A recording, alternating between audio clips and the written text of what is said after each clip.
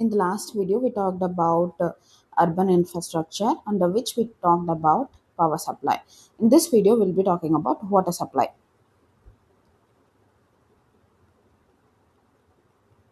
So, a suitable source for water supply depends upon few things.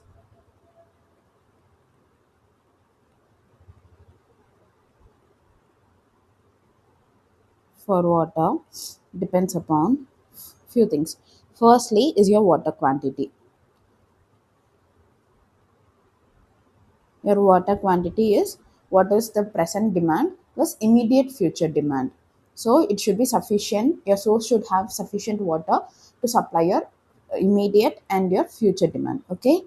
Then the distance from the settlement to the source and also its topography. And the most important of all is your quality of water.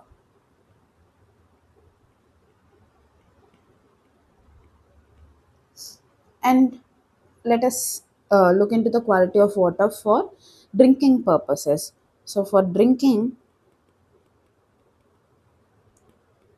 your water should be clean and free from all suspended particles or soluble particles, and it should be colorless,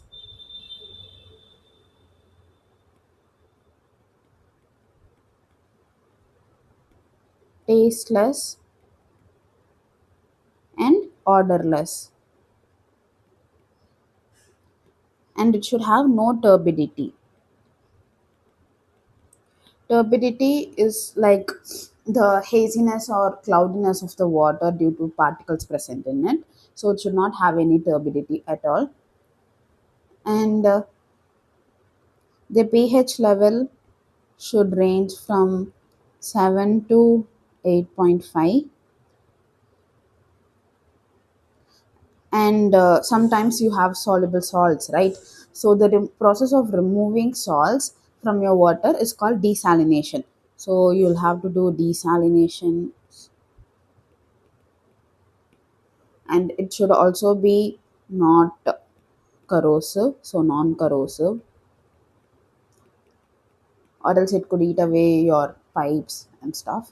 So it should be non corrosive, and it should also have less BOD. BOD means biological oxygen demand.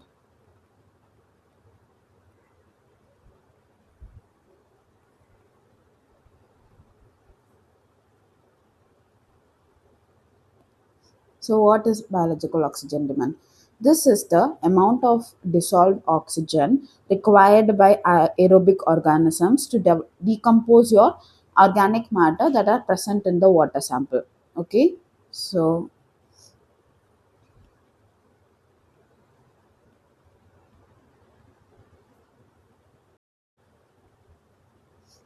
and this specific time that they have given usually ranges for 5 days at 20 degrees Celsius. Okay, so biological oxygen demand is the amount of oxygen required by the microorganism to decompose the organic matter. So, if you have high BOD, it means the microorganism need huge amount of oxygen because there is huge amount of organic matter in the water. So that means it's bad. And also this leaves with less oxygen for the fishes. I know I'm talking about quality of drinking water here, but BOD I'm explaining in general terms. Okay, so it leaves with less oxygen for fishes. Low BOD means your water is relatively clean, which is good.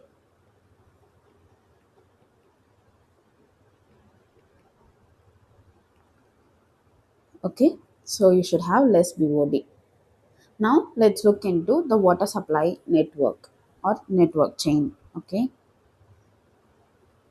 and before I get into that, let me I talked about this in our previous water related videos as well, that Your per capita demand is 135 liters per capita per day,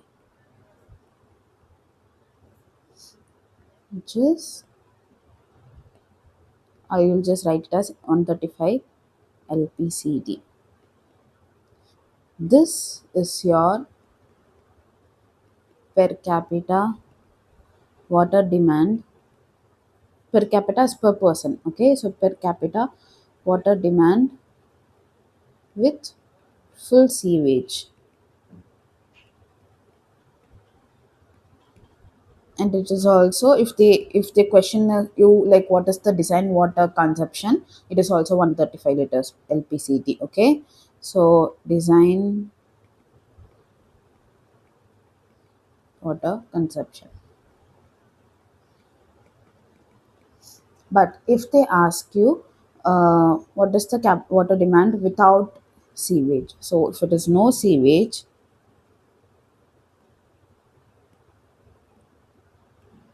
then you have comparatively lower demand, around 70 to 100 liters per capita per day. And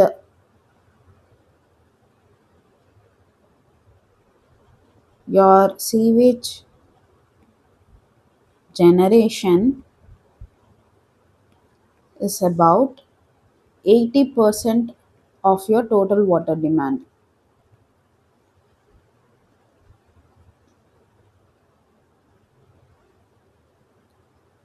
So it's 80% of 135, which will give you 108 liters per capita per day. And of your total water demand, you'll keep 1% of total water demand for fighting purposes.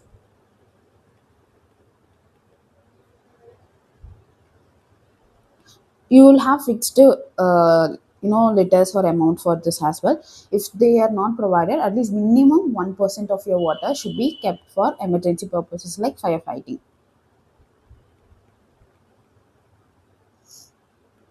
Now let's move on with our water supply network. So you have your source, and your source can be of two types. One is your surface sources like your rivers, lakes, ponds, all that. Or you have subsurface sources, which are like your wells or springs, all of that. From both the sources, you'll have your intake, which will go to your treatment plant. And there are various process under treatment plant. We'll look into detail later. But from your treatment plant, it will go into your distribution system,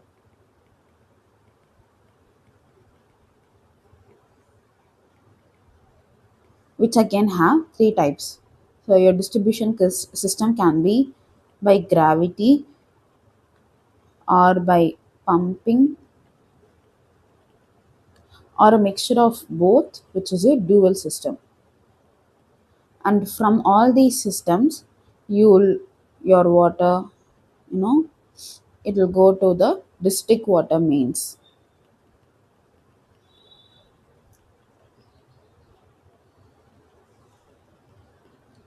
from where it will branch into service pipes,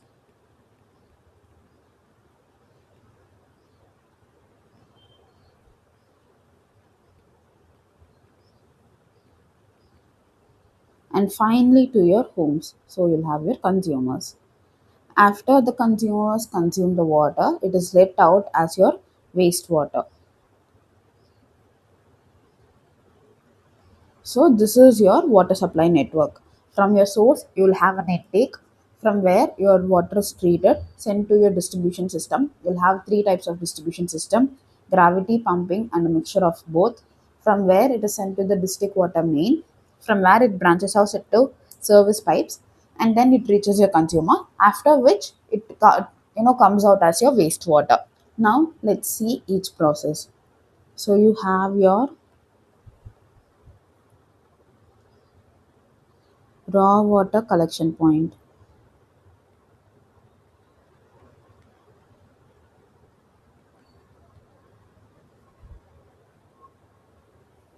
So your raw water collection point is nothing where but a point where all your water accumulates. It can be your lake or river or even your underground aquifers,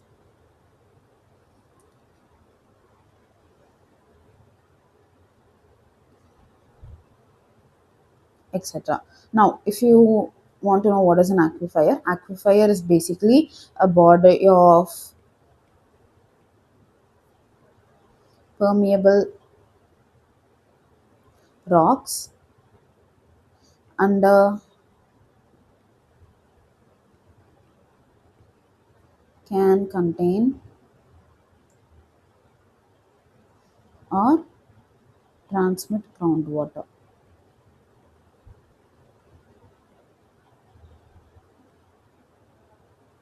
Okay, so these are your raw collection point.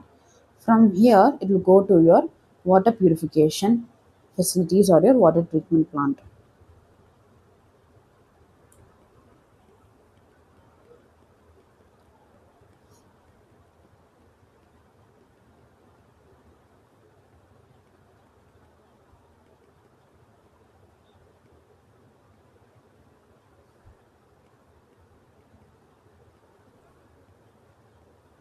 Now, these water treatment plant are usually, or your water treatment basically occurs near your final point of delivery, so that it reduces the pumping cost and also reduces the possibility of water getting contaminated again even after the treatment. Okay, and there are various steps as I told you before. Let's first jot down all the steps in order and we'll look into each in detail. So, the first process of your water purification or water treatment plant is screening.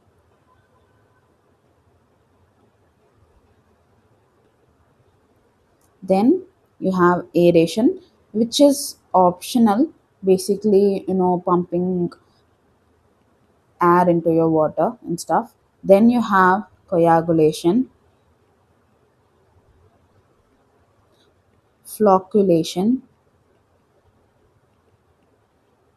sedimentation,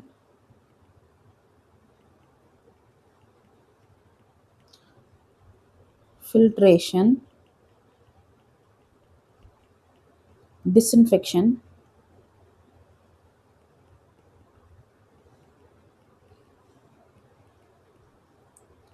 and pH adjustment, all of that.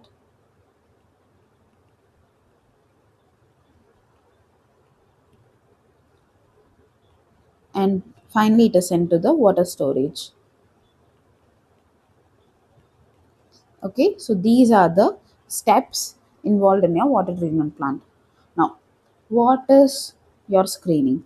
Screening is nothing but the removal of large debris,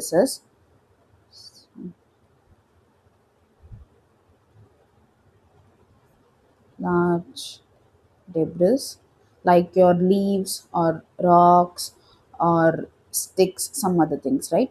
So this is the first stage and it is basically the removal of large debris from your water. Then you have aeration, which is again, as I told you, it's optional. It is basically pumping of air into your water. Then comes coagulation. This is important. You can basically sometimes skip aeration and directly go into coagulation after your screening process. Coagulation process, I'll write it here.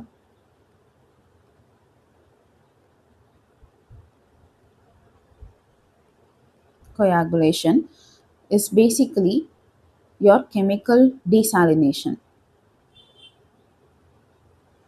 Sorry, destabilization.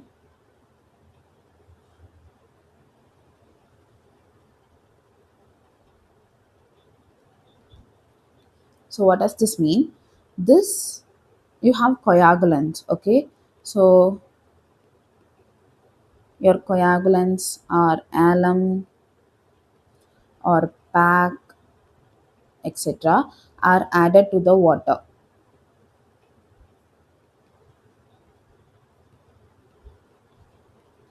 And these coagulants neutralize the electrical charges on the tiny particles. So, this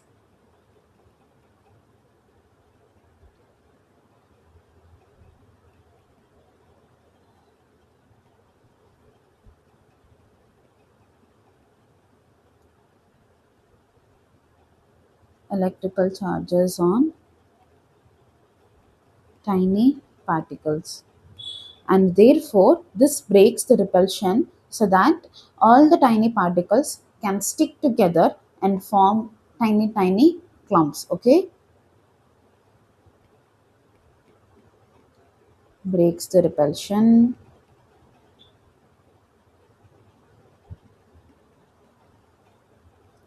so that the particles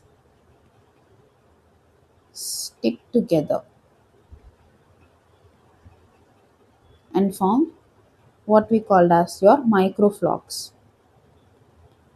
Okay, then you have your flocculation process.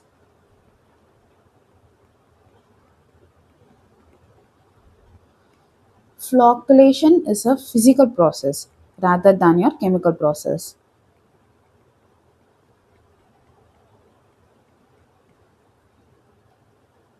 So what does this mean by physical process? It makes, okay, so basically you take a paddle and you gently move it around the water.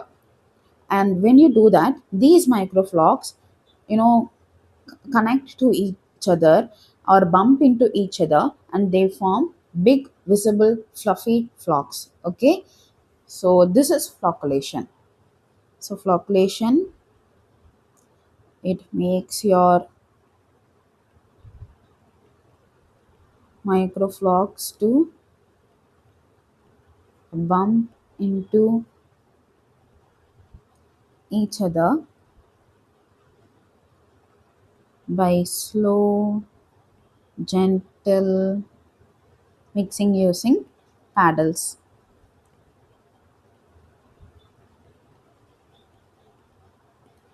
And these microflocks, when they are bumped into each other, they form big, visible,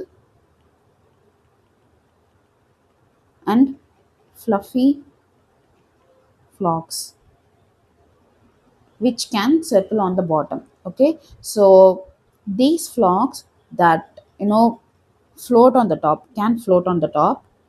These flocks can float on the top, which is called as creaming, or it can settle to the bottom,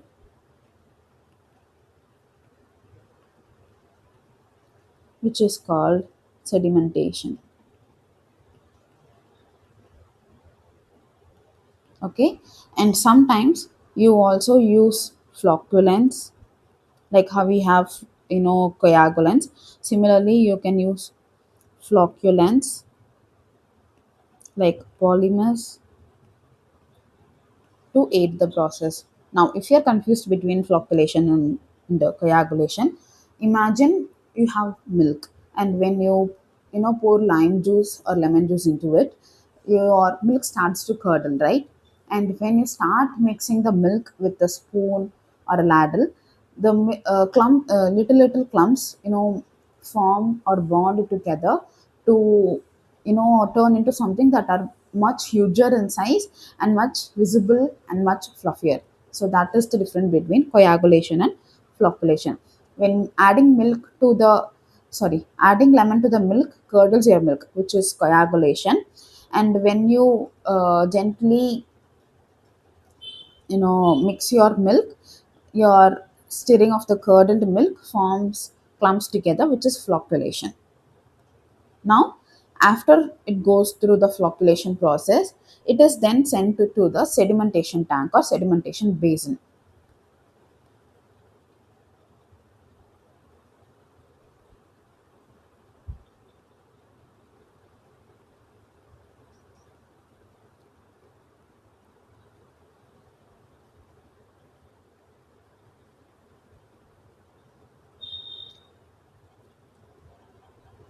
and it's kept here for uh, prolonged time, maybe 4 to 5 days. Ranges, it has different ranges, but the average time for which the water is detained in the tank is called a detention period or a retention period.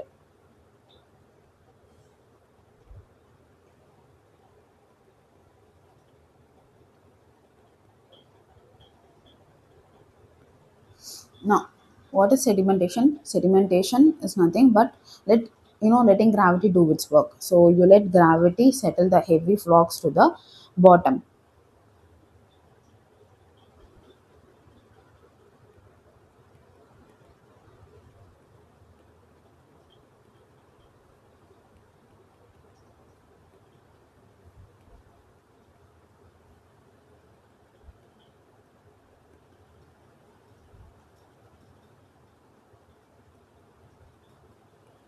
It removes any suspended solid and also reduces your turbidity.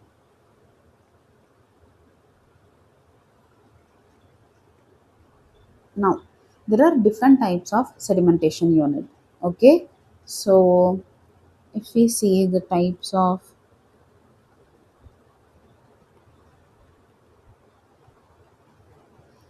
sedimentation unit, you have something called inclined plates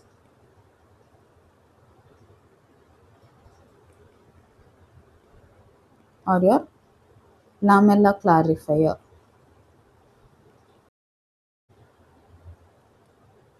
So these are plates that are inclined at an angle.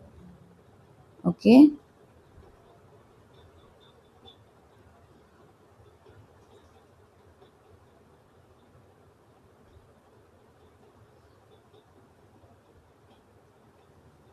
so imagine this is your plate, and in this, your water is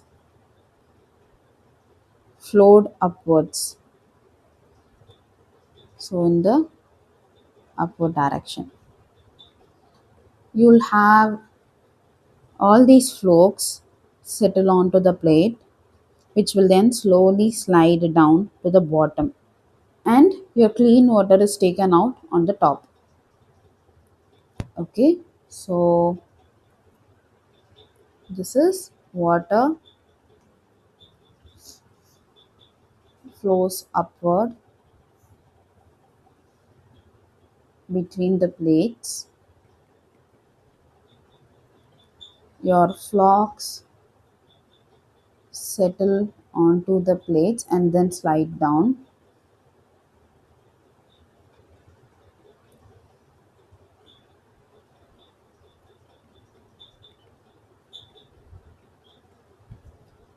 Your clear or clarified water exits at the top.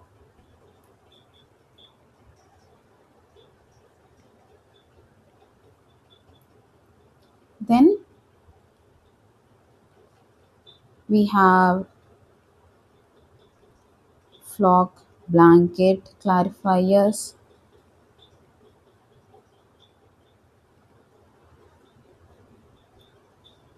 So in this, your incoming water meets a blanket of this flock, and some small particles within your water gets attached to this blanket, and your blanket becomes heavier, and your water exits at the top again. Okay, so the incoming water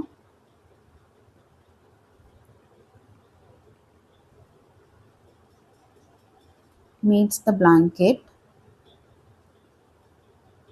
and this blanket is your float blanket. Okay, so the blanket, the small particles or your flocks attach to the blanket, and the blanket becomes heavier, while your clear water again gets out at the top. And you also have something called as dissolved air flotation,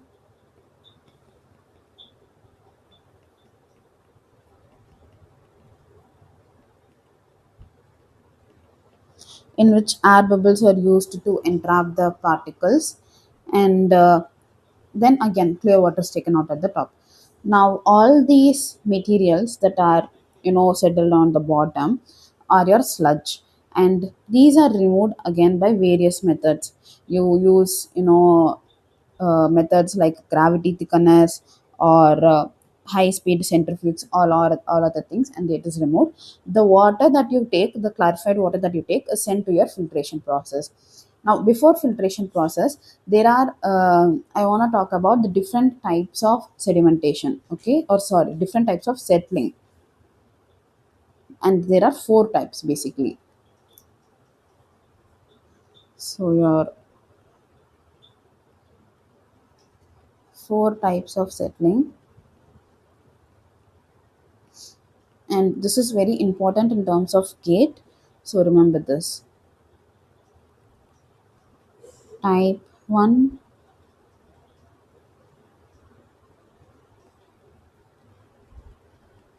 type 2, type 3, and type 4.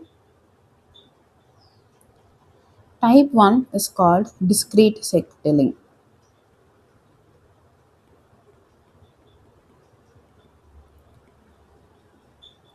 Here your particles don't interact,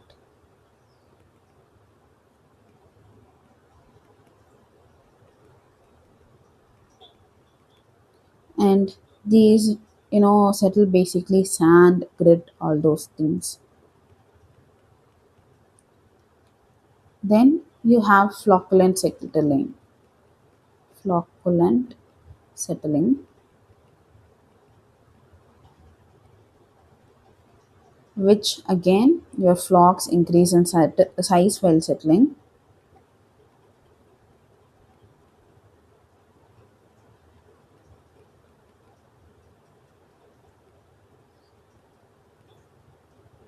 This happens after your coagulation and flocculation process.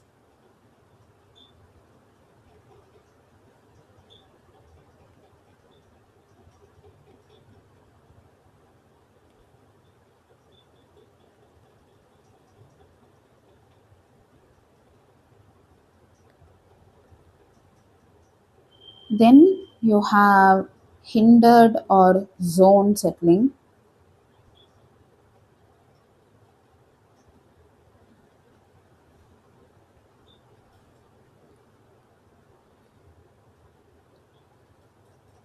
in which again your particles settle as a mass, like a sludge blanket. Okay, so here the particles settle as a mass, like your sludge blanket.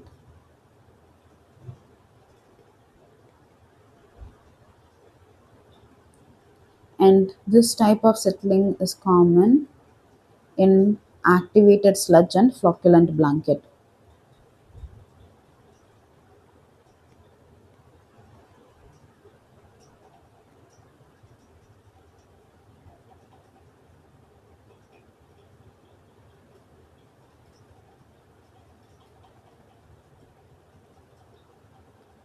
And lastly, you'll have compression settling,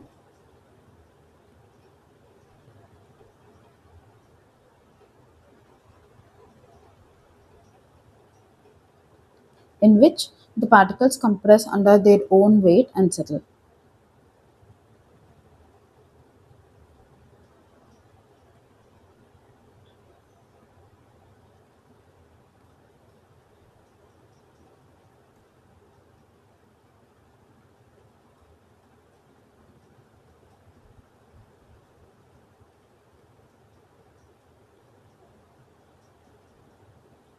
Found in your sludge thickener.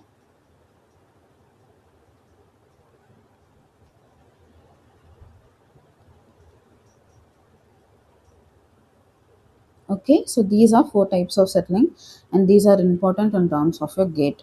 Now, we talked about sedimentation lastly, right? After sedimentation, the water that is collected at the top, from the top, which is your clarified water or clear water, goes through the process of filtration.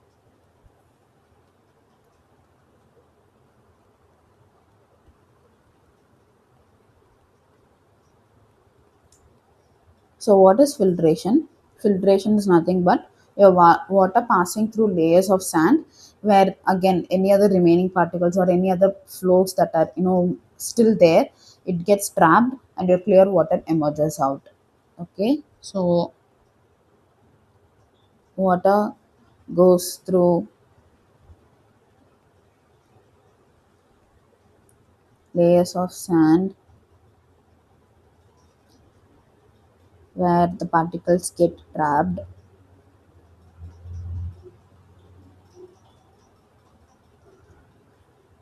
and your clean water emerges out.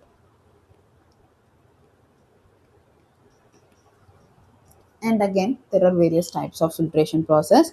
Let us see two main things.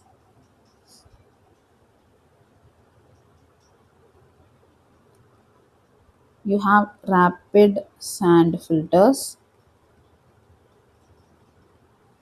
and slow sand filters.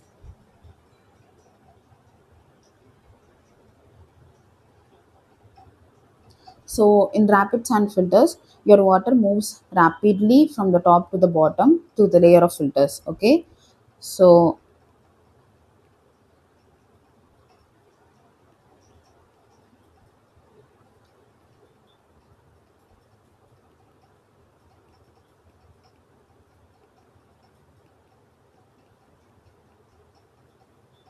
this top to bottom is your layer of filters, which has coarse sand on the top through filter sand, sorry, finer sand, gravel, and finally your water is collected.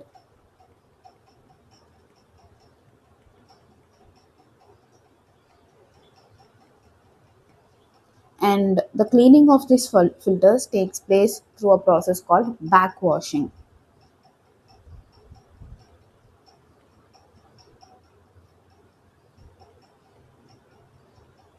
Backwashing is nothing but it's nothing but quickly passing water through the filters in the opposite direction. So it's flowing in the upward direction, like it's going in the upward direction, and it removes any dirt that are stuck to your filters. So cleaning is done by backwashing, and there is also something called as air scoring. So air scoring is nothing but blowing compressed air again in the opposite direction of the filter, which aids your backwashing so that any other dirt or any other particles that are stuck to your filter can be removed easily. Plus air scoring, which is compressed air blown upwards,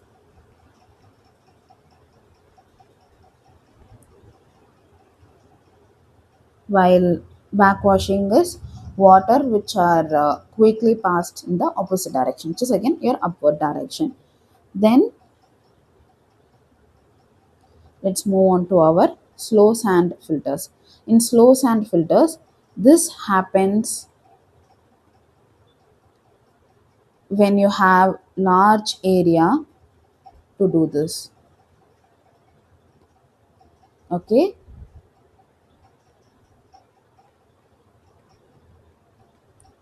and happens slowly with the help of gravity.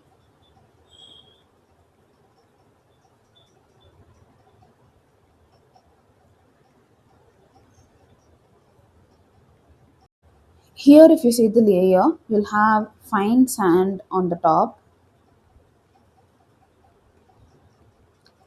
and on the bottom you'll have coarse sand.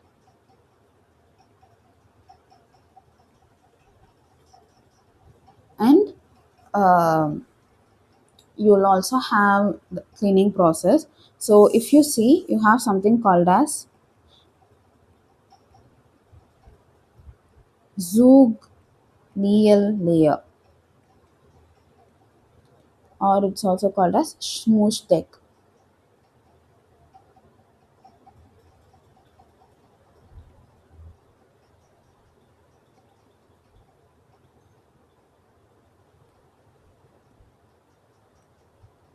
So what is this zooglial layer or your smooth deck?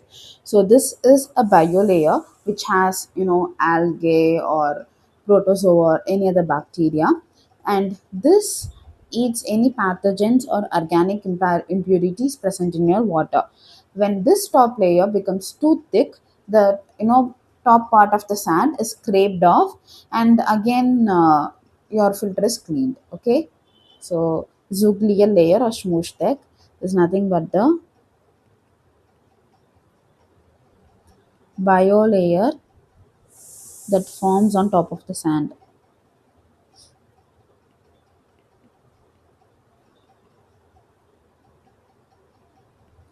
And these include your algae, bacteria, protozoa, etc., which eats any pathogens or organic impurities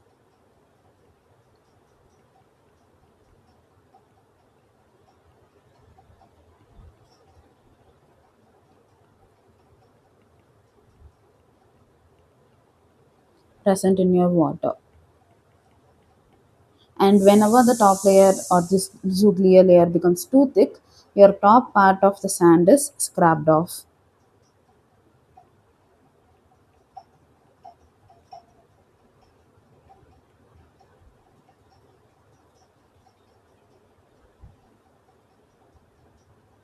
Okay, and you also have pressure filters where again pressures are used. Okay, so after filtration, your water goes through the process of disinfection. So disinfection, it's again you add either chlorine.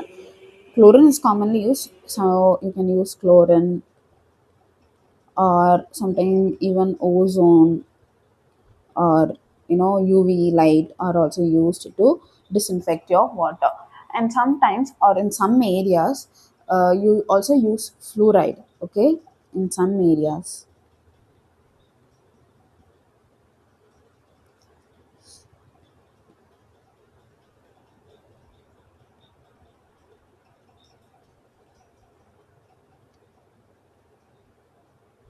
use fluoride to prevent tooth decay.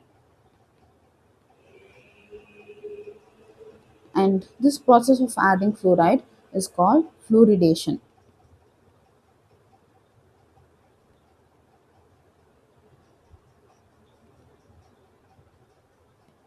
Okay, after disinfection, you have to balance the pH.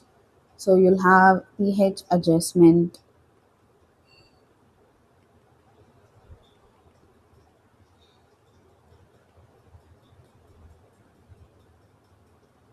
So if your water is acidic, which is below 7 of pH level, then you add basic or alkaline elements like lime or soda ash, etc. Soda ash can also be used if your water is hard. Okay, and if when you add soda ash to hard water, it's called water conditioning. So the process of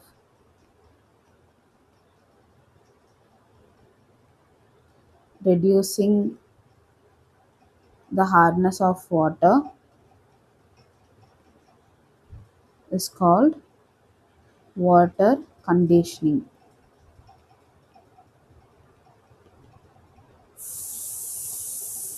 Then, if your water is too alkaline, so which means your pH level is more than 7, then you'll use acidic materials to bring down the pH level. So you'll use hydrochloric acid or sulfuric acid, etc. And whenever your pH is too low, so which means your water is too acidic, it can lead to something called as plumbosolvency. Okay,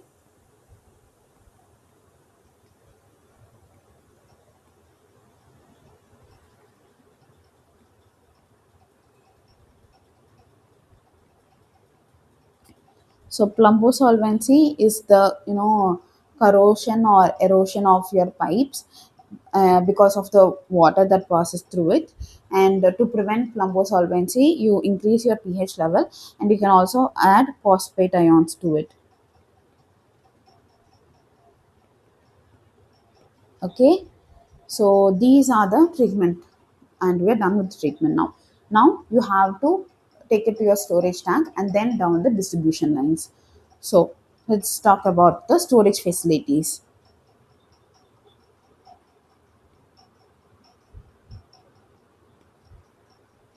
So your storage facilities can be of two types. One is surface level storage and the other is elevated reservoirs.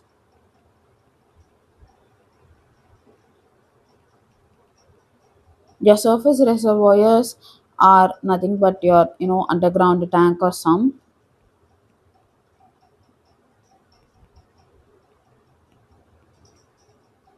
while the elevated reservoirs is your overhead tank, or you know the cylindrical water towers that we see in cities, right? So that.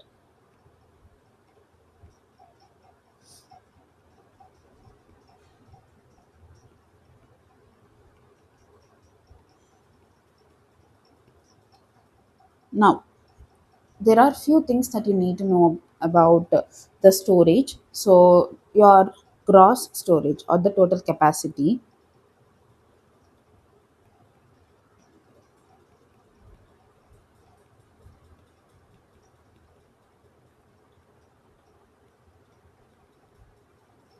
is a combination of your dead storage plus live storage.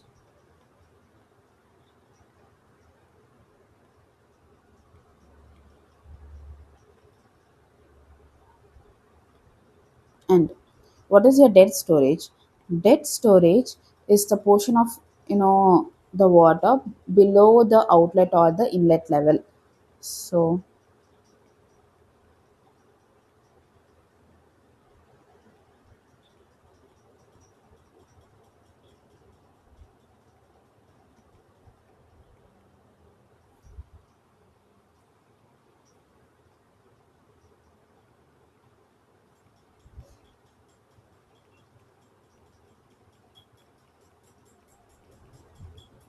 and this water is not used to your it's not used in your supply chain at all. It's not sent to the city or sent to your houses for consumption. Okay, this cannot be supplied, but it is still maintained intentionally, or it's still kept intentionally to maintain your minimum water depth. It's kept to maintain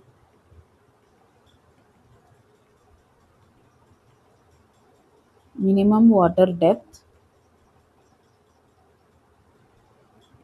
and also prevent sediment from entering your supply chain.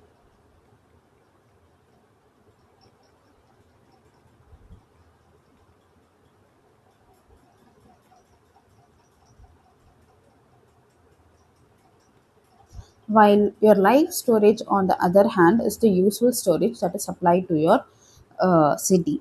And this is the storage between the full storage level, sorry, full reservoir level,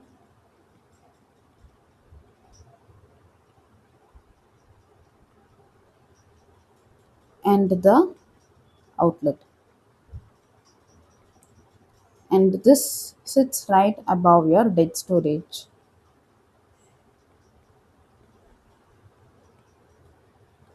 Apart from the dead storage, live storage, you also have something called balancing storage, again, which is added to your live storage. So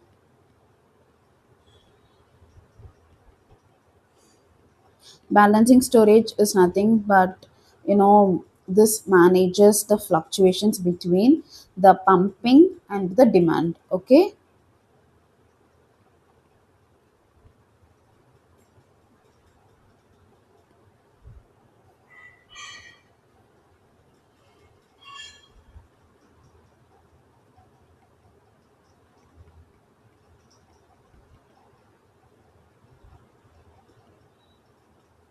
And you also have fire storage or emergency storage, which are water reserved for emergency purposes or fire. Now let's talk about the gravity system and the pumping system, okay, for distribution. So you have gravity system.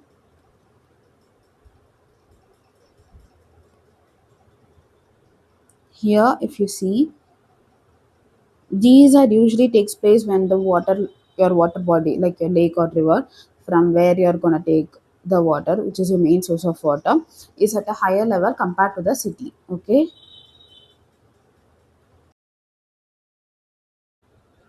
this is your source, from where you use a pump house here in the middle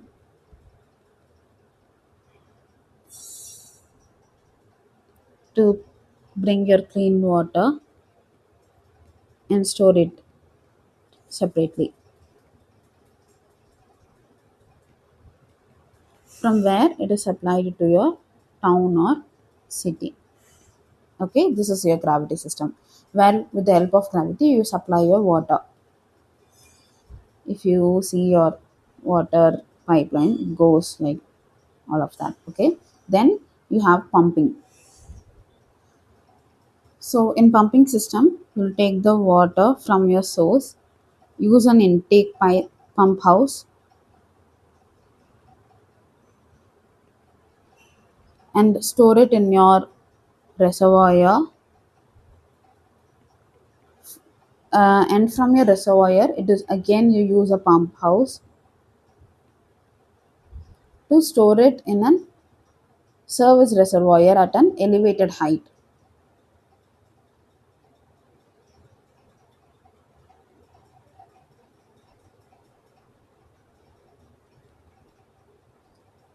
From where your water is supplied to your city or town. Okay, so these are your two systems. Then you use it's general, so you use principles of hydraulics and pneumatics to choose the pipes or sizes of pipes through which your water is gonna be supplied. Okay, then you have Bernoulli's theorem.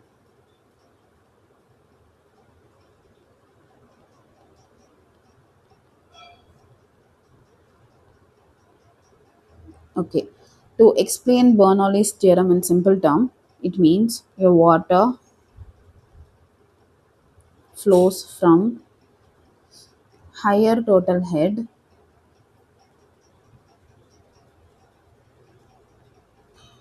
to lower total head. Now, head means the energy of water measured in terms of height. Okay, say for example, your water is raised to a water tank at the height of 20 meters. Then your head of that water is 20 height meter. Okay, it means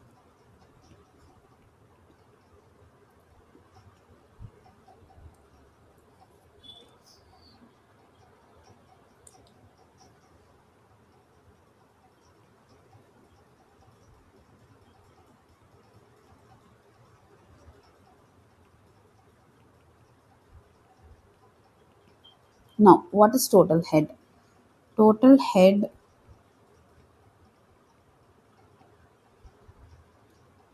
is a combination of three things majorly. Majorly two things, but sometimes the third thing is also taken into account. So you have elevation head,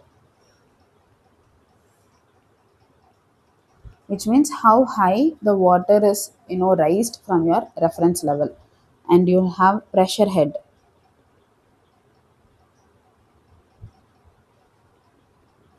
which means if the pressure is higher, your water could rise higher in your pipe. Okay, so that is your pressure head. And velocity head,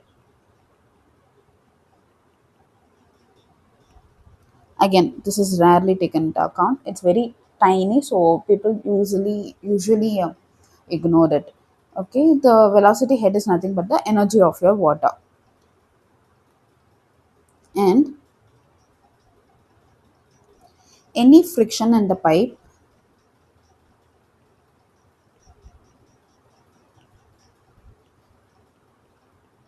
can cause head loss. And to increase your head or to add head, you use pumps.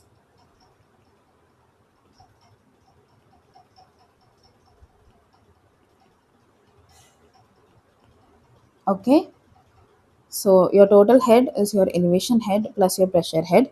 Again, sometimes involves velocity head. And there is also something called as hydraulic gradient line,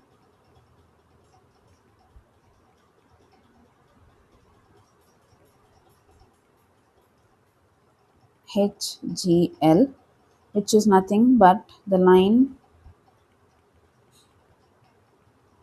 joining your pressure head and your elevation head. And then you'll have total energy line, which is TEL, which is the line joining your hydraulic gradient line plus the velocity head. Okay, so this is your Bernoulli's theorem. Then let's talk about the different types of distribution network or distribution system. So from your municipality water main,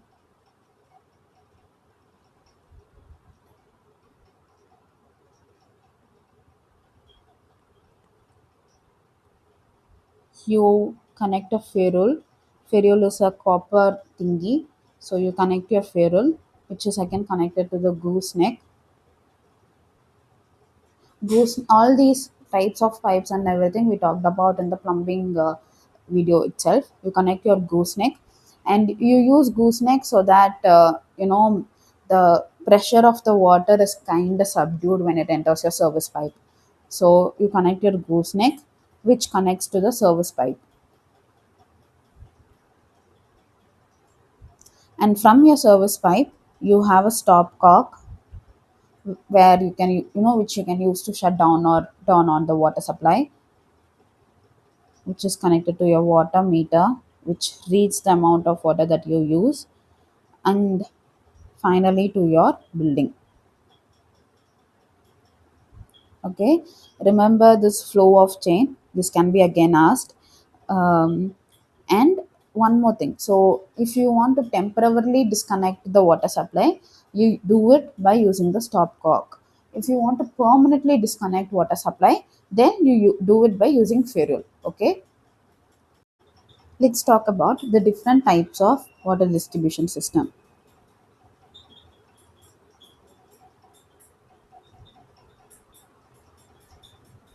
You have four major types, and the first one that we are going to look into is your dead end tree.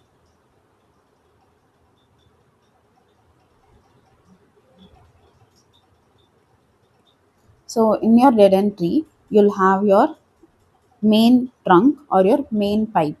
Okay, yum is your main pipe. From this main pipe, you'll have several branches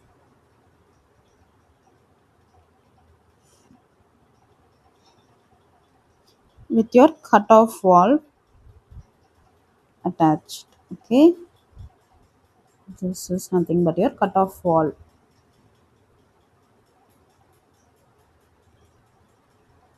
And going from these branches, you'll have your sub mains.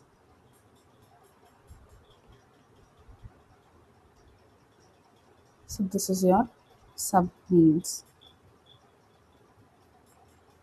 Okay, so in dead end tree system, you'll have one pipe which acts as your tree trunk. From this pipe, you'll have branches which will divide into submains and also end up in dead ends. You can see your dead ends here. So ends up in dead end. And this method, dead end tree system, is cheap to install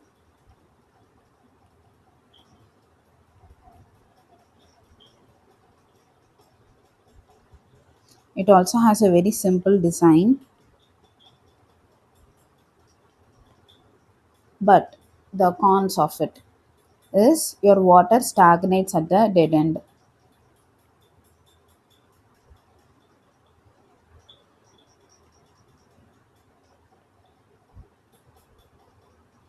which can lead to contamination.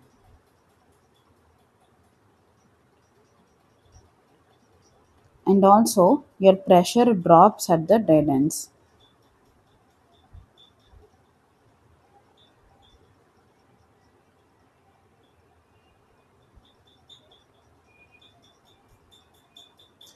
This system is mostly used in your smaller towns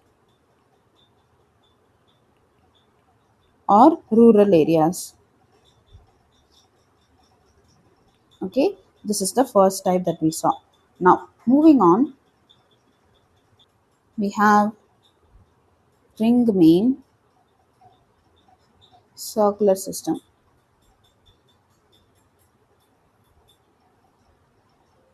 In this, your main distribution system forms a loop around the service area. So, if you see, these are your main pipes, which again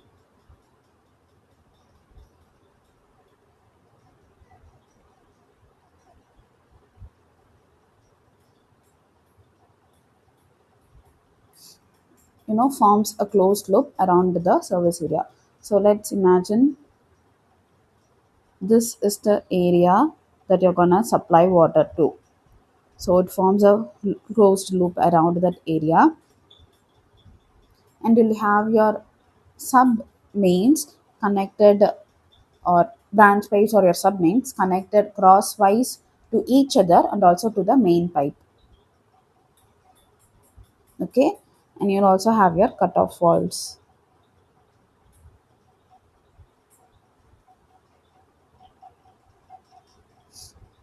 Now here your pipes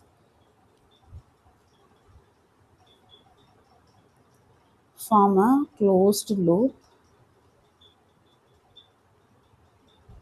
around the area that it want to serve water supply, and your branches or sub main are connected crosswise to each other and the main pipe. In this system, you'll have continuous circulation of water, which means there is no stagnation.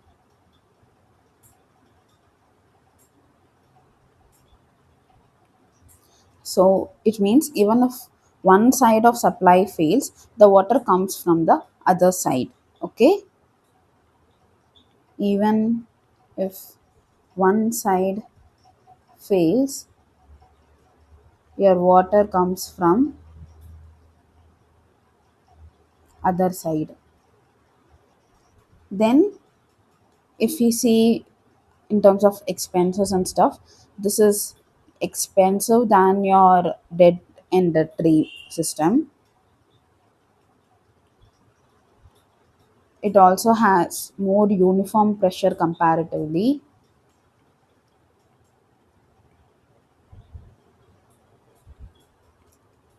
and also has good reliability,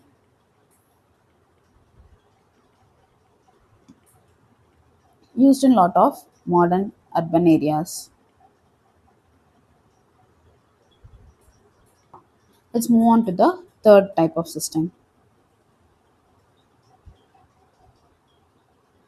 which is your grid or rectilinear system. In this, you'll have your central main pipe from which all your service and branch pipes form a grid iron system or your rectangle. Sometimes you also have branches in this itself. Again, connected or cut-off walls have.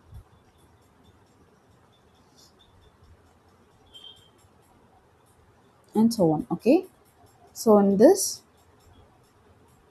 your main supply or main pipe runs through the center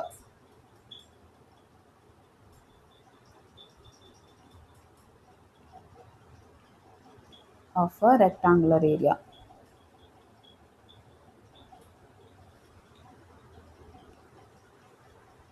Your sub mains go off in perpendicular direction. This also has uniform pressure,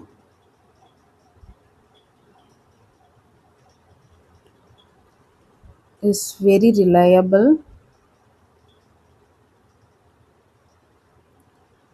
It is also very easy for you to isolate any leaks and work on that part alone or that zone alone.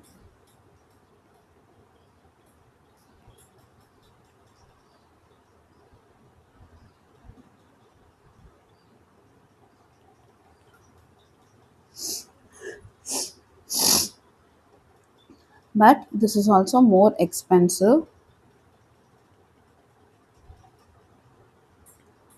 and these can be used in cities which has grid ion uh, planning. Okay, so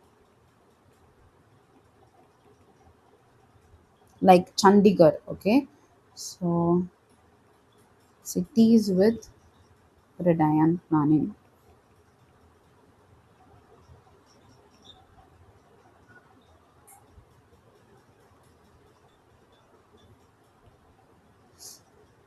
Then let's move on to the last system, which is your ring main radial system.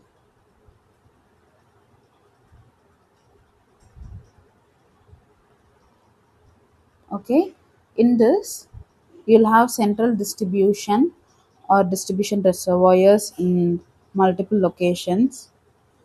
Okay, so your city is basically divided into zone, and each zone will have these central reservoirs or distribution reservoirs, and your water flows in all direction from here,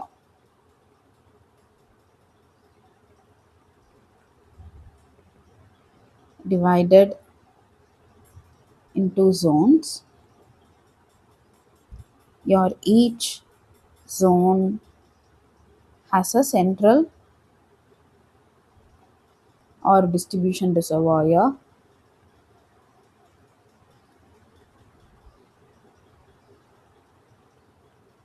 and your water flows in all direction.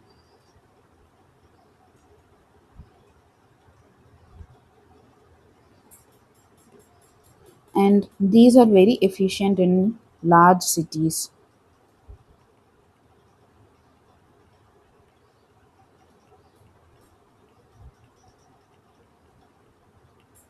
So these are the four types of water distribution system.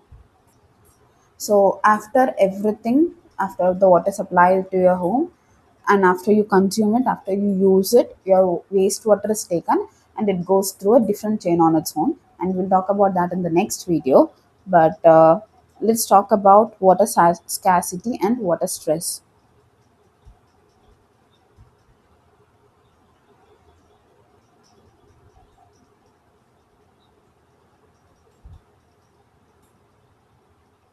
So, water scarcity or water stress happens when the demand is more than the supply. Okay, so these the reasons can be your climate change.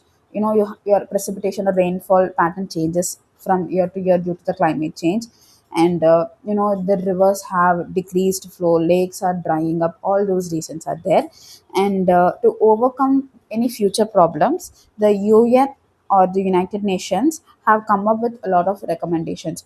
And one such is your Dublin Statement on Water and Sustainable Development. So, water scarcity or water stress happens when the demand is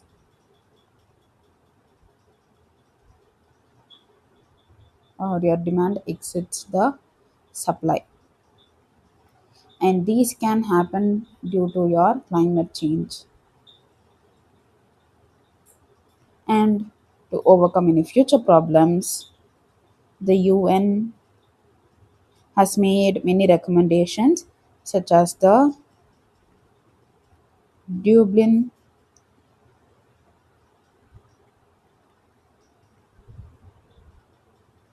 Statement on Water and Sustainable Development.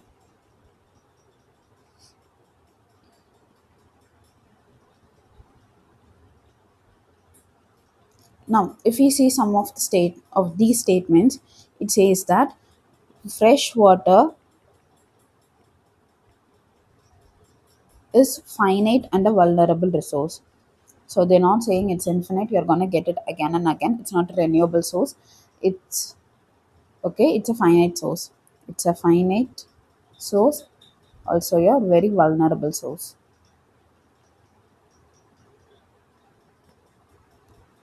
And water development and management should be based on a participatory approach. So any water development or its management should be participatory approach, which means all parties of this chain is involved, like your user, your planners, your policymakers, everyone should be involved in this. It also states that women play a central role in the provision, management, and safeguarding of the water, so their role should be considered a lot.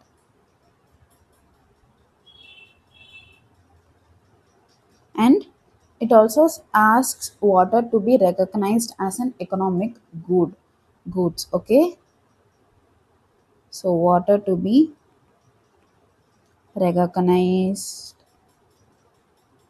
as an economic goods or good. Okay, and these statements are developed in the 1990s. Okay, 1992 to be specific. So from these, a lot of other statements or a lot of other water frameworks have been done, and a few of the sustainable technologies that we have found out in your urban water supply network would include, so technologies, membrane technology.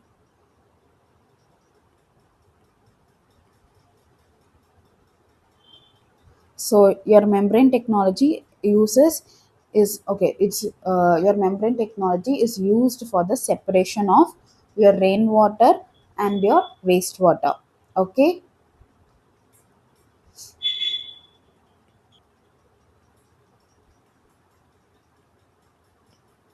and also grey water reuse. So after your water is treated, the grey water that you get can be used for a lot of other purposes than drinking or bathing. So you can use it for landscaping, and you can use it for flushing and so on, right? So the grey water reuse is also one of the sustainable. It's not a technology; it's a method rather. So you have to, there are different studies still going on how to save water or how to reuse it. And we are done with supply of water. In the next video we'll be talking about rainwater harvesting and stormwater runoff.